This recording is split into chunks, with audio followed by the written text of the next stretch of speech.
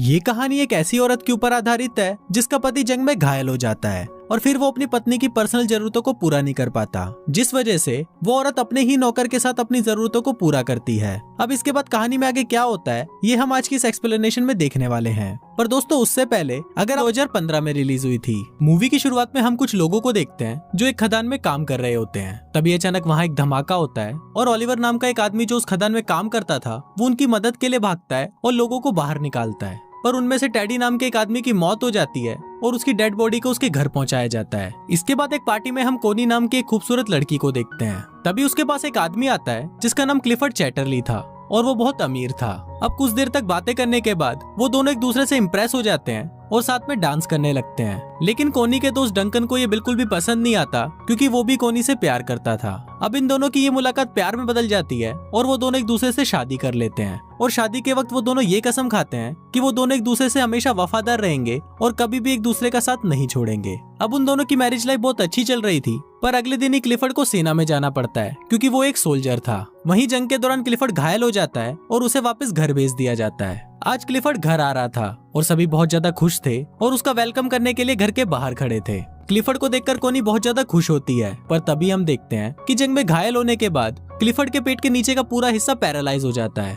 अब क्लिफर्ड अपनी हालत से लाचार था और वो सबको थैंक यू बोलकर अंदर आ जाता है। वहीं कोनी क्लिफर्ड को जिंदा देखकर खुश तो हो रही थी, पर वो भी अंदर ही अंदर बहुत दुखी थी। उनकी खुशियों भरी जिंदगी में कभी ऐसा मोड़ भी आएगा ये किसी ने सोचा नहीं था। इसी बात से दुखी होकर क्लिफर्ड खुद को मारने की कोशिश भी करता है, पर तभी कोनी उसे रोक लेती है और वो उसे विश्वास दिलाती है कि वो हमेशा उसके साथ रहेगी। अब इसकी दूसरी तरफ हम ओलिवर को देखते हैं जो अपनी मंगेतर को लेटर लिख रहा होता है। इस बार ओलिवर किसी खदान में काम नहीं कर रहा था, बल्कि इस बार वो जंग में था।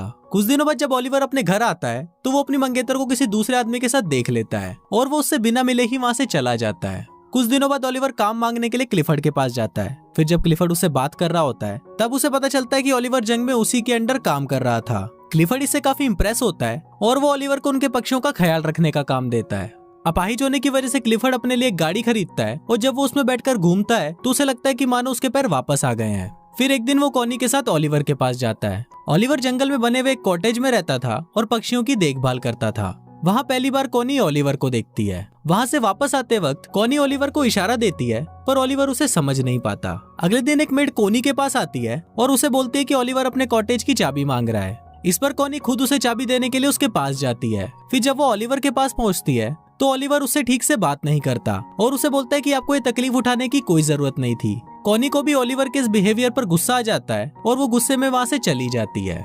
अगले दिन ओलिवर कोनी को एक लेटर लिखता है जिसमें वो अपने बर्ताव के लिए उससे माफी मांगता है। इसके बाद कोनी फिर से उससे मिलने के लिए उसके कॉटेज में जाती है जहाँ ओलिवर अपनी शर्ट उतारकर काम कर रहा था। फिर जब कोनी उसके बदन को देखती है तो उसके भी तन बदन में आग लग जाती है। ये देखकर कोनी खुद को कंट्रोल नहीं कर पाती और वो ओलिवर के पास जाने लगती है, पर तभी ओलिवर भी उसे देख लेता है और अपनी शर्ट वापस पहन लेता है क्योंकि वो कोनी की इज्जत करता था। कोनी को वो जगह बहुत पसंद थी, इसलिए वो ओलिवर को बोलती है कि मैं हर रोज यहाँ पर पेंटिंग करने आऊंगी। इस पर ओलिवर उसे बोलता है कि मैं ये जगह आपके लिए साफ कर दूंगा और मैं किसी और जगह चला जाऊंगा। कोनी उसे बोलती है कि तुम्हें कहीं भी जाने की जरूरत नहीं है और तुम मुझसे इतना भाग क्यों रहे हो। यहाँ कोनी ओलिवर से गुस्सा हो जाती है और वहाँ से जाने लगती है, लेकिन तभी बारिश आ जाती है, इसलिए वो ओलिवर के साथ उसके कॉटेज में चली जाती है जहाँ वो दोनों आग जलाकर खुद को गर्म करने लगते हैं। पर तभी ओलिवर वहाँ से उठ जाता है क्योंकि वो कोनी के इरादे समझ रहा था। कोनी उससे पूछती है कि तुम मुझसे दूर क्यों भाग रहे हो, तो ओलिवर उसे बोलता है कि मैं तुमसे दूर नहीं भाग रहा, बस मैं डर रहा हूँ क्योंकि अगर क्लिफर्ड को हमारे बारे में पता चल गया तो मेरी नौकरी चली जाएगी।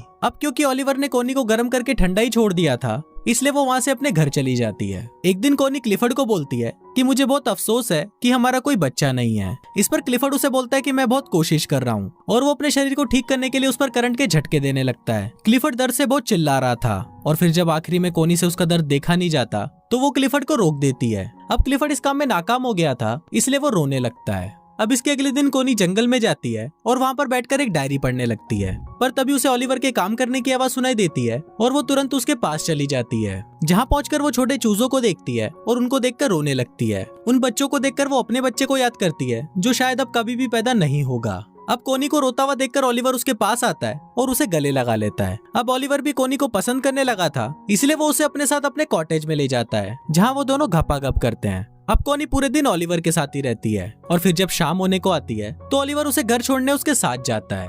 जाने से पहले कोनी ओलिवर से पूछती है कि तुमने जो किया है क्या तुम्हें उसका कोई पछतावा है, जिस पर ओलिवर उसे बोलता है कि नहीं, मैं तुमसे प्यार करने लगा हूँ और अब तुम सिर्फ मेरी हो। उसी रात बहुत तेज तूफान आता है और बादल गरजने लगते हैं। ओलिवर को कोनी की बहुत याद आ रही थी, इसलिए वो बहुत ज्यादा दारू पी लेता है। वहीं कोनी की नींद भी उड़ जाती है और वो भी ओलिवर की याद में सो नहीं पाती। फिर वो खिड़की से ओलिवर के घर की रोशनी को देखती है और वो खुद को रोक नहीं पाती और दौड़ते हुए ओलिवर के पास चली जाती है और उसे जाते हुए उसके घर की एक मेड देख लेती है। ओलिवर भी वहाँ कोनी का इंतजार कर रहा था और वो कोनी को बोलता है कि मुझे नहीं लगा था कि तुम मुझसे मिलने आओगी। इस पर कोनी उसे बोलती है कि मैं तुम्हें कभी भी अकेला नहीं छोड़ूंगी और फिर वो दोनों वहाँ पर गपागप करने लगते हैं। एक दिन क्लिफर्ड के घर पर एक पार्टी होती है जहाँ पर डंकन भी आया होता है। फिर क्लिफर्ड देखता है कि कोनी और डंकन साथ में डांस कर रहे हैं और उसे ये देखकर बिल्कुल भी अच्छा नहीं लगता।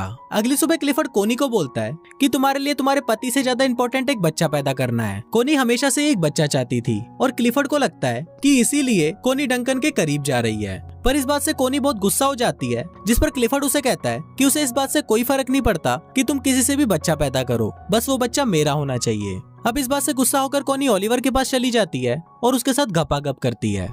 एक दिन कोनी को पता चलता है कि वो प्रेग्नेंट है, तो वो इस बारे में क्लिफर्ड को बताती है। क्लिफर्ड ये सुनकर बहुत खुश होता है और वो कोनी से उस आदमी का नाम पूछता है, पर कोनी उस आदमी का नाम उसे नहीं बताती। एक दिन क्लिफर्ड ओलिवर से मिलने उसके पास जाता है और वो कोनी को भी अपने साथ चलने को बोलता है। अब वो दोनों जा ही रहे होते हैं, पर तभी ओलिवर पीछे से आता है और वो कोनी को किस करने लगता है। अब ये दोनों किस कर ही रहे होते हैं, पर तभी क्लिफर्ड कोनी को आवाज लगाता है। दरअसल क्लिफर्ड की गाड़ी कीचड़ में फंस गई थी। तभी वहाँ पर ओलिवर आता है और वो उसकी गाड़ी को धक्का लगाने लगता है, पर इसी दौरान वो जोर जोर से खांसने लगता है। दरअसल ओलिवर जब खदान में काम करता था तो उसके लंग्स खराब हो गए थे। अब फाइनली ओलिवर उसकी गाड़ी को कीचड़ से निकाल देता है और खांसता हुआ वहाँ से चला जाता है। थोड़ी देर बाद कोनी ओलिवर के पास आती है तो ओलिवर उसे गुस्से में बताता है कि उसने 12 सालों तक उनकी खदानों में काम किया और अपने लंग्स खराब किए और इसके बाद उसे जंग के लिए फ्रांस भेज दिया गया। वो बोलता है कि मेरी लाइफ तुम लोगों जैसी नहीं है, इसलिए तुम अपने पति के पास चली जाओ। अब एक दिन कोली की मेड मिस बोल्टन ओलिवर के कॉटेज में आती है जहाँ उसे कोनी की डायरी मिलती है और उस डायरी को देखकर उसे समझ आ जाता है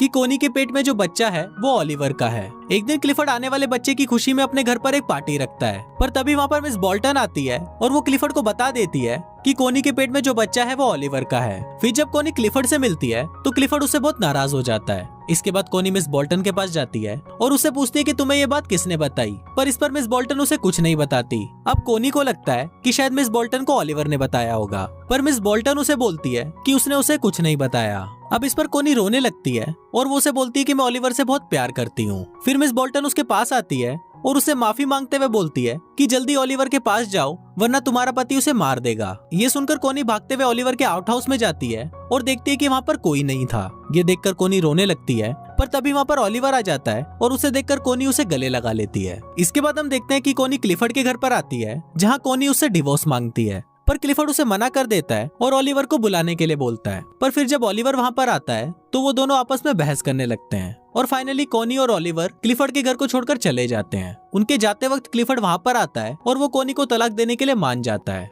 अब कोनी और ओलिवर क्लिफर्ड से बहुत दूर चले जाते हैं और हमेशा हमेशा के लिए साथ रहते हैं और कुछ इसी तरह से ये फिल्म यहीं खत्म हो जाती है।